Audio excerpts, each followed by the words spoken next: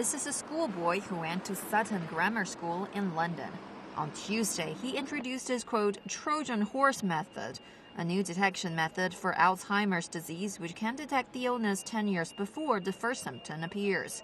Compared with traditional methods like blood test, cognitive test, and PET-CT scan, etc., his method is much faster and more accurate, as the method can target specifically by going through the blood-brain barrier.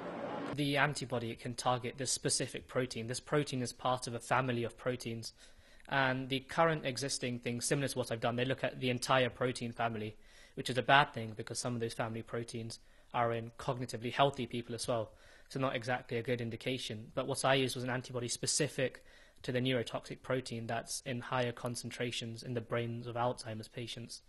And by attaching it to another antibody that could get it into the brain, which itself is a big thing because very few existing drugs can do that.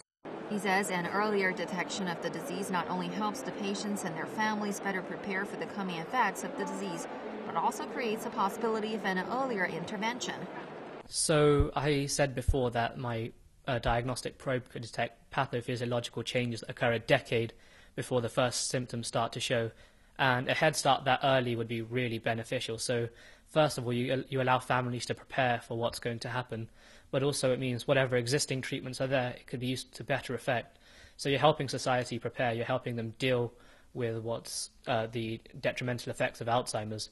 But also what I discovered is it could have therapeutic properties.